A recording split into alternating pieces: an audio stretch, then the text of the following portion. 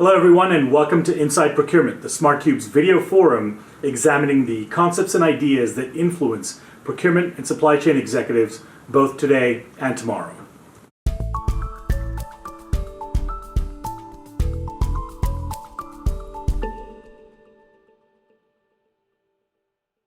In this episode, we discuss the ever-present topic of protectionism across the globe and its far-reaching impact on industries in general and procurement and supply chain executives in particular. We'll begin by talking about the types of protectionist activities that are emerging. We'll then examine how these behaviors have impacted industries and the ramifications specifically on supply chains. Finally, we'll look at how you can think about managing costs and protecting your organization from the potential impact of increasing protectionism. To start, let's understand what protectionism actually is.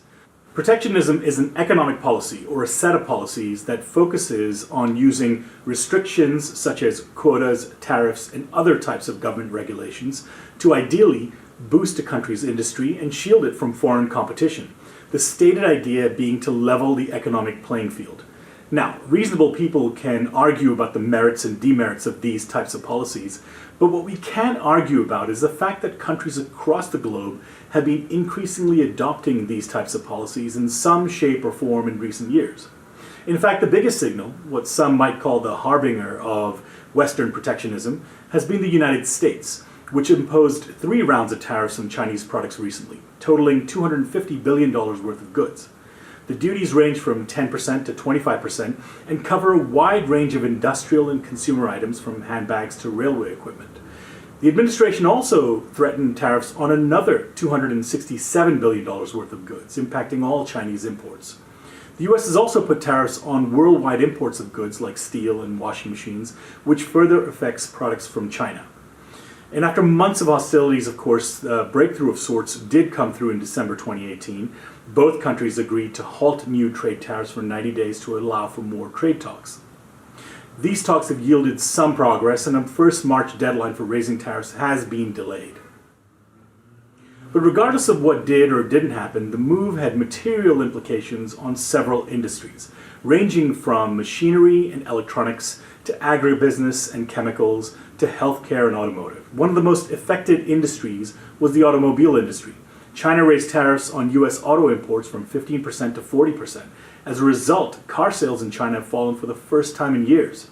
At the same time, US automakers such as Tesla were also impacted by having to raise prices on cars for sale in the US.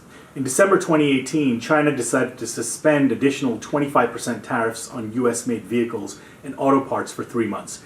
And then, in March 2019 again, China's State Council announced that it would continue to suspend additional tariffs on US vehicles and auto parts after April 1, as a goodwill gesture following the US's decision to delay tariff hikes on Chinese imports. Tech and telecom, of course, is another industry that's been impacted by the trade tensions, with the issues impacting prominent players such as Huawei, as well as Apple. In fact, the impact will not only be in the US, but also in China, as Apple and other US tech companies doing business there possibly seeing lower sales as tensions escalate. Another sector is agricultural products, including grains, seeds, and fruit, which are among the top 3 US exports to China. In 2017, the US exported roughly $13 billion worth of these goods to the Chinese market. And as trade tensions have ebbed and flowed, China continued to be the largest importer of US soybeans, but early in 2018, Chinese officials imposed an added tariff on US soybeans, resulting in large stockpiles that couldn't be sold. Of course, since December 2018, China has resumed imports of some farm goods, including soybeans. In early 2019, China proposed to buy an additional $30 billion a year of US agricultural products, including soybeans, corn, and wheat, as part of a possible trade deal being negotiated by the 2 countries. Of course, these policies and behaviors are not confined to the US and China. It's being seen in other parts of the world to different degrees, including with Brexit and the EU, for example. All of which has resulted in lower forecasts for growth both this year and next, with the world's largest trading countries, including the US, France, Germany, and China, among the hardest hit. So what are the ramifications of rising trade barriers and duties and tariffs for the procurement and supply chain executive? Without a doubt, cost and risk mitigation will be the big issues to grapple with. For some, the hefty tariffs could force companies to relocate their factories or distribution centers at considerable social as well as financial cost. Over the years, and depending on your industry, countries such as Bangladesh, Cambodia, and Vietnam have all benefited from production shifts, both because of their cheaper wages, but also by serving as a hedge against the political and economic risk that comes from reliance on any single country. The problem is, unless companies have existing, well-developed relationships with factories, suppliers, and governments, it's difficult to simply jump into new markets, particularly ones where the investment laws are often unclear and labor and environmental standards varying from what the organization may be used to. So how do you brace for change? The fact is that there are a multitude of approaches and strategies. Some of these are long-term, and others are shorter-term in nature. But we're big believers in focusing on fundamentals, and so we put together a 3-point plan to help you, the procurement and supply chain executive, think more holistically, more rigorously, and in a far more informed fashion going forward. Number 1, map your supply chain. This is the first and most fundamental step. Procurement organizations must first map all of their supply chain data to build out a full picture of where parts, materials, and services come from, who provides them, and how they travel from their country of origin to the business itself. This data or information map creates the foundation off of which you can begin to perform risk assessments and develop mitigation strategies.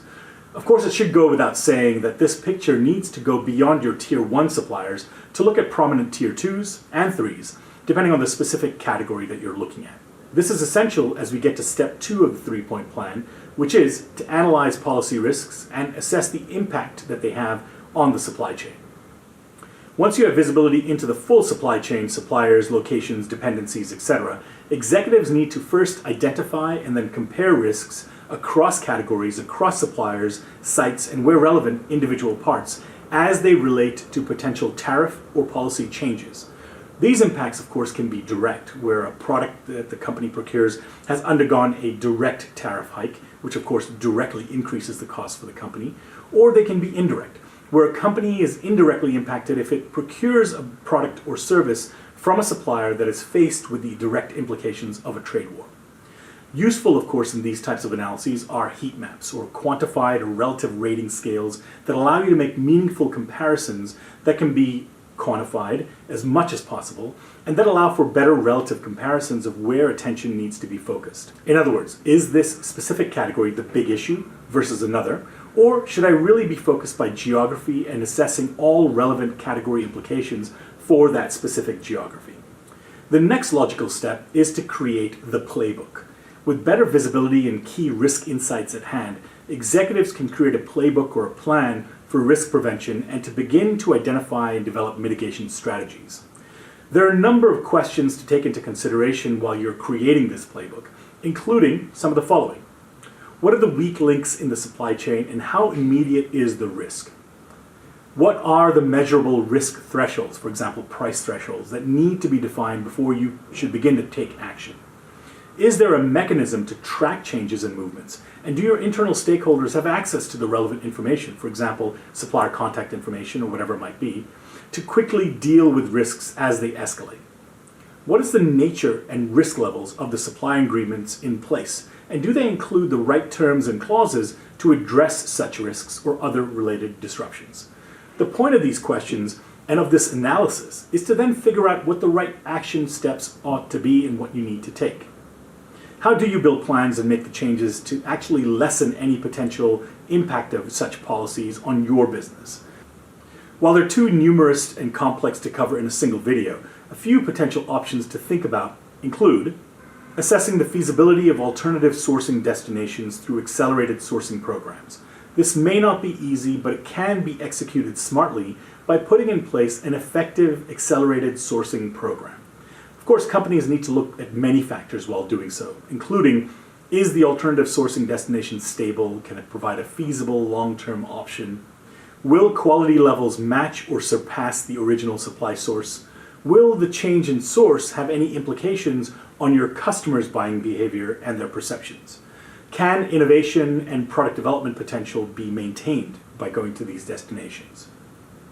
is the cost of shifting sourcing destinations, including transfer of knowledge to suppliers, transportation costs, loss of current investments, labor and utility charges, and other investments that the company may have made in the country, will it be less than the tariff impact, and if so, by how much?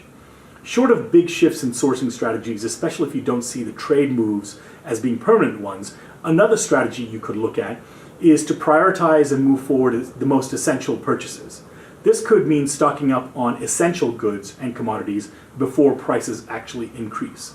This, of course, isn't always possible, but where the economics make sense and the timing works, it could be the most tangible, most practical way to weather the storm.